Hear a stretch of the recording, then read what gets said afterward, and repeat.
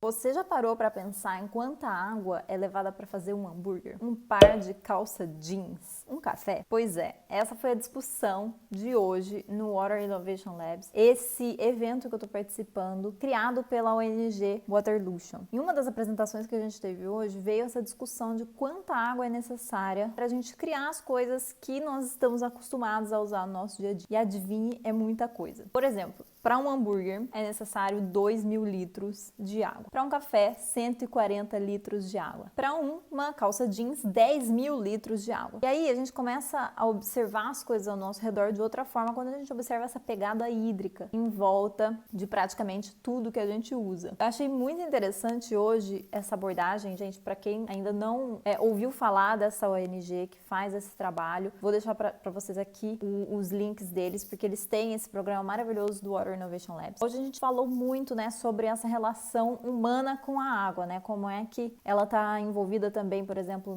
no crescimento das populações, com quantas pessoas que têm acesso à água. E esse programa que eu estou participando também traz pessoas do mundo inteiro. Então é interessante ver como é que os desafios com água são completamente diferentes dependendo da localização geográfica. Eu comecei a pensar muito nos desafios que a gente enfrenta em Portugal com relação à água. E realmente tive um pouco de dificuldade de pensar isso, porque eu acho que foi um assunto que eu realmente nunca pensei. Então eu queria que vocês deixassem aqui pra mim nos comentários quais desafios vocês sabem que Portugal vai enfrentar no futuro ou já está enfrentando hoje por causa da água. Eu sei que tem alguns cenários para o futuro, por exemplo, desertificação, e eu achei bem interessante pensar isso. E aí toda essa história me fez refletir muito no oceano mesmo, e como é que a gente enxerga muitas vezes a água do oceano. Teve uma apresentação maravilhosa que foi da Patrícia Furtado. Vou deixar também para vocês aqui embaixo o Instagram dela, onde ela fala justamente sobre cultura regenerativa, água, como é que muitas vezes, porque esse é até o tópico do livro que eu deixei aqui no feed essa semana, gente, para vocês, que é um livro que eu também tô lendo sobre culturas regenerativas. Eu acho super importante a gente começar a falar sobre isso, porque quando a gente olha, o sistema que a gente começou a criar hoje, e também ligado ao uso da água, parece que pra gente poder criar dinheiro, pra gente poder criar alguma coisa no mundo, a gente tem que acabar com algum sistema, a gente tem que destruir algum tipo de habitat. E aí parece que as pessoas têm muita dificuldade também de pensar em como é que a gente pode gerar vida, porque o que acontece é que a gente acaba criando um sistema onde a gente esgota,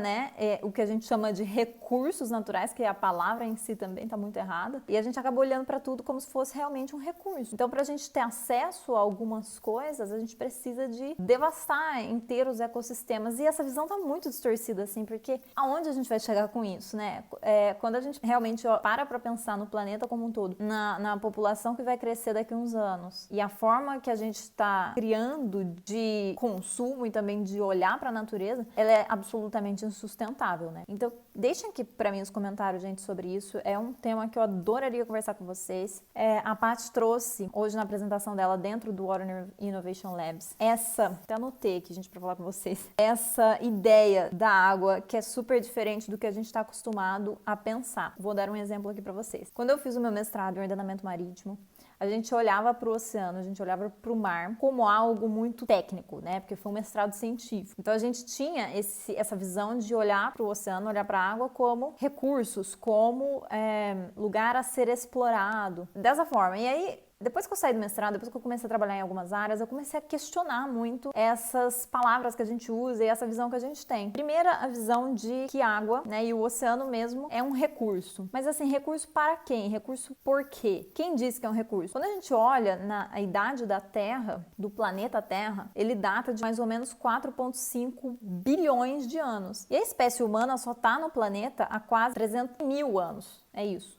Percebe como que a espécie humana é uma espécie hiper recente quando a gente compara com a idade do planeta como um todo, É uma espécie super nova em um planeta super antigo, e como é que a gente consegue fazer um estrago desse tamanho. Então é engraçado a gente olhar essa visão que a gente tem de natureza também, porque sem natureza, nós humanos não vivemos. Não dá pra gente viver sem oxigênio, não dá pra gente viver sem água pura, não dá pra gente viver sem ar, limpo e condições saudáveis em um ecossistema que sustenta a nossa vida. E aí, como que a gente encontra um sistema econômico que vai completamente ao oposto de um planeta que já funciona há 4,5 bilhões de anos? É para a gente começar a pensar um pouco nesses conceitos. A Paty trouxe também uma reflexão muito interessante de como é que os povos indígenas enxergam a água. Porque a gente tem mania de olhar muitas vezes somente por um ponto de vista, que é o ponto de vista científico, que eu acho que sim, ele é hiper válido, mas a gente acaba excluindo muita gente da conversa quando a gente só inclui um ponto de vista. E aí é importante a gente olhar para esses saberes ancestrais também, de como é que a gente sempre tratou a terra, né? Como é que a gente sempre tratou a água também. Incluir essas visões todas quando a gente fala de,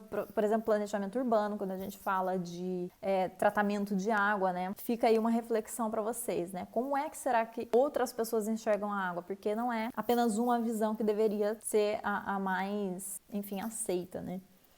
E, gente, hoje foi assim um dia transformador com essas aulas aí que a gente teve. Foram quase, se eu não me engano, 1 hora, quase 2 horas, gente, assim, de aulas e de muito conteúdo super profundo, assim, pra gente refletir nesse sistema todo que a gente tá inserido e onde é que a água se encontra em tudo isso. Parei pra pensar muito no oceano, assim, né? Como é que muitas vezes a gente tende a cair em discussões e olhar pro oceano mesmo como esse recurso gigante que tá ali a bel prazer de quem tiver a primeira tecnologia para explorar. E comecei a pensar muito nesse vocabulário também que a gente usa pra falar do planeta. Eu fiz um texto, se eu não me engano, foi ontem pro blog, então o link tá lá na bio, pode ver depois, sobre isso, pensando mesmo em como é que a gente fala certas palavras quando a gente fala do oceano, né? Por exemplo, a gente tem mania de falar explorar o oceano, né? O oceano ainda não foi explorado. Explorar, gente, é uma palavra horrível, então assim, a gente ainda usa ela com muita frequência. A outra palavra é recursos, serviços ecossistêmicos. Então, assim, é como se as coisas estivessem no mundo para servir nós humanos. Funções ecossistêmicas, né? Enfim, tem várias reflexões que a gente pode fazer em cima desse tema. Eu queria deixar isso aqui para vocês, porque eu recebi hoje muito conteúdo do Water Innovation Labs e me deixou pensando muito nesse tema. E aí, gente, última reflexão aí para vocês. Eu não sei se todos vocês aqui estão familiarizados com os objetivos do desenvolvimento sustentável, que é uma espécie de plano global aí para atingir a sustentabilidade, né, daqui a uns anos. Então, são objetivos dos quais vários países são signatários, mas também tem como pessoas ou organizações criarem projetos relacionados a esses objetivos. Vale a pena dar uma olhada aí no site da ONU para entender melhor. E, aliás, gente, essa já é uma discussão que eu tenho desde 2017, que é por que a gente tem que encaixotar tanto as coisas, né? Porque quando a gente olha, por exemplo, para os objetivos do desenvolvimento sustentável, a gente olha eles muito separadinhos, só que a gente esquece que, por exemplo, a água está totalmente relacionada com todos eles. E esse foi um ponto que veio hoje também na aula que a gente teve do Water Innovation Labs, né? Como é que a gente precisa de olhar a água como, por exemplo, um fator que determina quanta comida a gente vai ter. Um fator que determina se uma região, ela vai... Enfim, a água, ela tá ligada a muita coisa, né? A própria... né, gente? A água é base de tudo. Então, era essa reflexão que eu queria deixar para vocês aqui. Hoje foi esse dia super profundo, onde a gente teve acesso a esse monte de materiais legais aqui. Vou deixar o Instagram de todas as pessoas que me inspiraram para fazer esse vídeo. Beijo para vocês e vamos repensar a água, vamos repensar o oceano de uma forma diferente. É isso, pessoal. Beijo.